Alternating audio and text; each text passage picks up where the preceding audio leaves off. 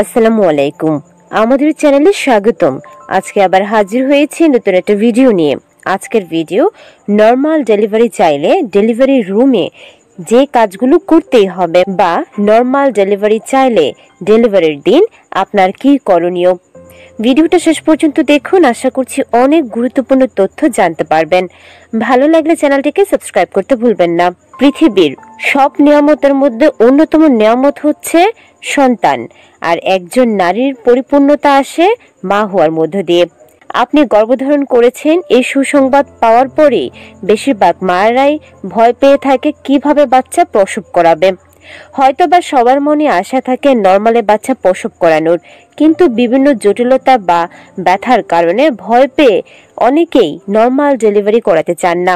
তবে নরমালে ডেলিভারি করানোটা আপনার জন্য কতটা আশীর্বাদ সেটা হয়তোবা সিজার করার পর বুঝতে পারবেন। তবে নরমাল ডেলিভারি হওয়ার জন্য ডেলিভারির দিন আপনার কিছু গুরুত্বপূর্ণ কাজ রয়েছে, যেগুলো করলে সহজেই আপনি নরমালে বাচ্চা প্রসব করাতে পারবেন। নরমালে বাচ্চা প্রসব করানোর জন্য প্রথমে বোঝা উচিত আপনার পেইনটা আসল নাকি নকল। পেইন আসল বা নকল বোঝার জন্য তার লক্ষণগুলো জানা দরকার। প্রথমেই জেনে নিব কিভাবে বুঝবেন আপনার প্রসব যন্ত্রণা উঠেছে। সাধারণত অল্প স্বল্প বেদনা হলেই এটা বুঝে নেবেন না যেন আপনার প্রসব যন্ত্রণা হয়েছে। আপনার স্বাভাবিক ব্যথাই ঘন ঘন, এমনকি অনেকটা বেশি সময় ধরে এই ব্যথাটা থাকবে। ব্যথাটা এত তীব্র মনে হবে যেন একসাথে অনেকগুলো হাড় আপনার শরীর থেকে ভেঙে গিয়েছে। তাছাড়া যৌনি পথ থেকে বাদামি বা একটু গাঢ় রঙের তরল নিঃসৃত হতে পারে। এছাড়া পা দিয়ে অনেক সময় হালকা পানি গড়িয়ে পড়তে পারে। এর অর্থ গর্ভাশয়ে ওয়াটার ব্রেক বা অ্যামনিওটিক ফ্লুইডের থলিটা ফেটে গেছে। সেক্ষেত্রে দ্রুত ব্যবস্থা নিতে হবে, মানে প্রসবের জন্য প্রস্তুতি গ্রহণ করতে হবে। প্রসবের শুরুর লক্ষণ হিসেবে জরায়ু আস্তে আস্তে তার মুখটাকে বড় করতে থাকে। শুরুর দিকে 3 থেকে 4 সেন্টিমিটার এটা দীর্ঘ হয়ে থাকে, তবে 10 সেন্টিমিটার পর্যন্ত চওড়া না হলে বাচ্চা নরমালে ডেলিভারি করা সম্ভব হয় না।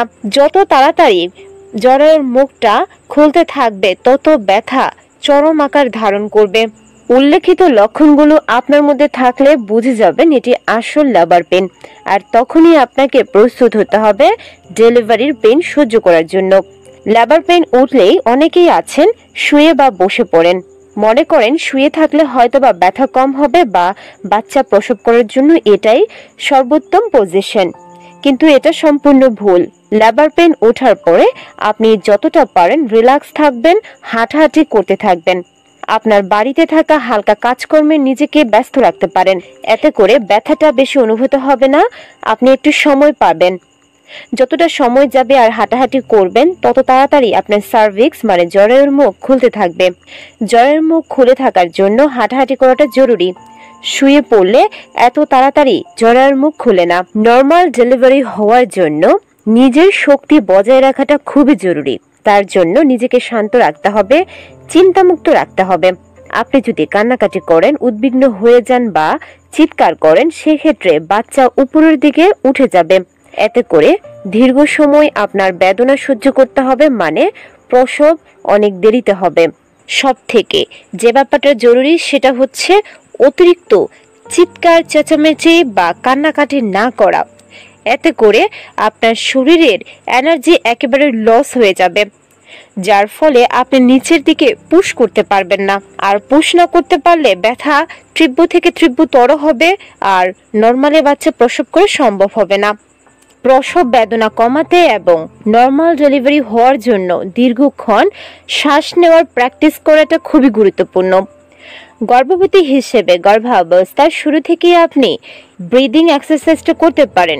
দীর্ঘক্ষণ নিঃশ্বাস নিতে পারলে আপনি খুব সহজেই পুশ করতে পারবেন। আর আপনি যদি পুশ করতে পারেন তাহলে বেদনা কম হবে, অল্প সময়ে বাচ্চা ডেলিভারি হয়ে যাবে।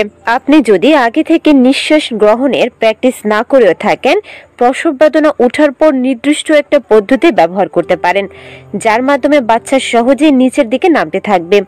সেটা হচ্ছে আপনি মুখ দিয়ে নিঃশ্বাস নেবেন আর নাক দিয়ে ছাড়বেন। প্রসব বেদনা ওঠার পর মুখ দিয়ে নিঃশ্বাস ছাড়তে নেই, এতে করে বাচ্চা উপরের দিকে উঠে যায়। তাই চেষ্টা করবেন মুখ দিয়ে নিঃশ্বাস নিতে আর নাক দিয়ে ছাড়ার জন্য। মানুষের জীবন কোনো সিনেমা নয়, হঠাৎ করে প্রসব যন্ত্রণা উঠে যায় না। প্রসব যন্ত্রণা মিনিমাম 3 থেকে 4 ঘন্টা আগে থেকে অল্প অল্প করে হতে থাকে, একটা পর্যায়ে এসে তীব্রতর হয়।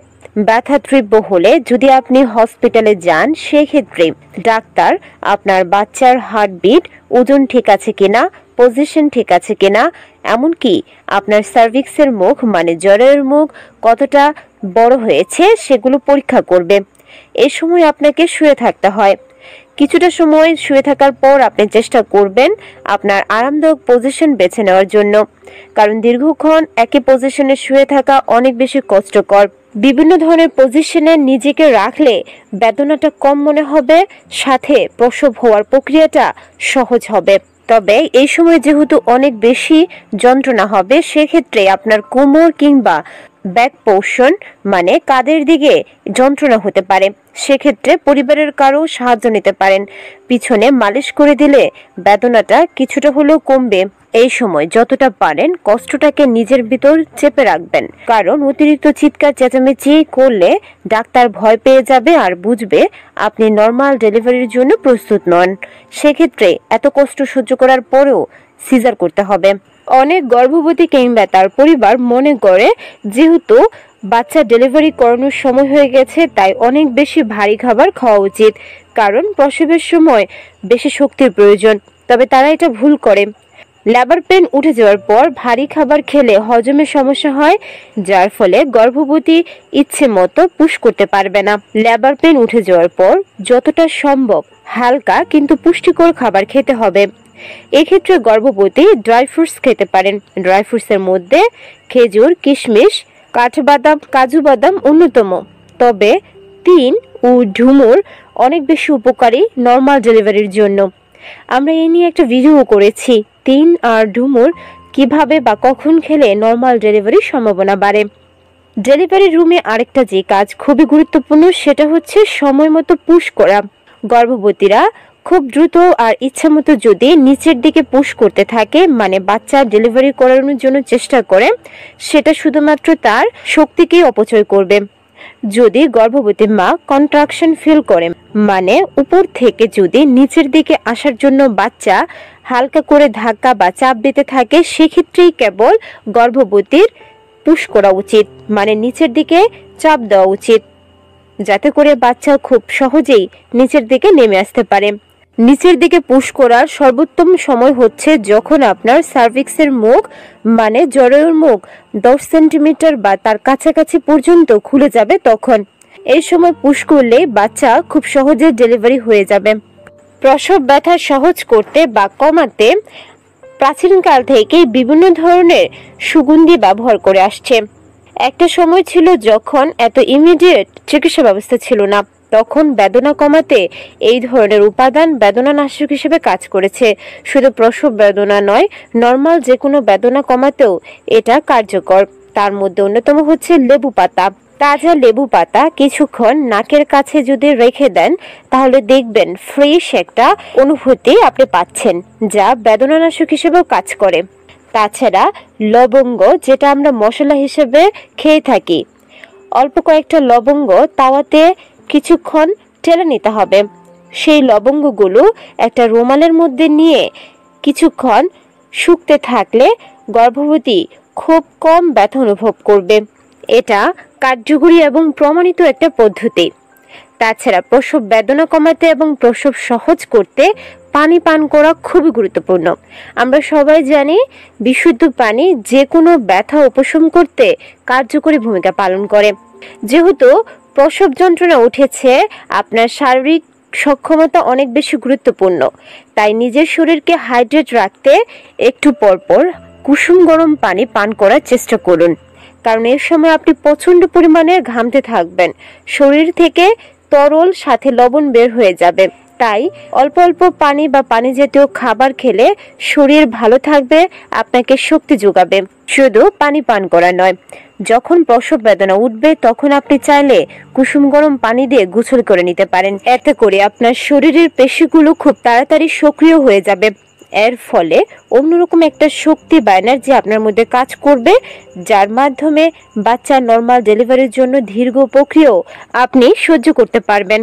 আশা করছি আমাদের উল্লেখিত উপায়গুলো অবলম্বন করলে খুব সহজেই প্রসব বেদনা কমানো সম্ভব হবে এবং নর্মালে বাচ্চা প্রসব করাতে পারবেন। ভিডিওটা যদি ভালো লেগে থাকে অবশ্যই চ্যানেলটিকে সাবস্ক্রাইব করতে ভুলবেন না। আল্লাহ হাফেজ।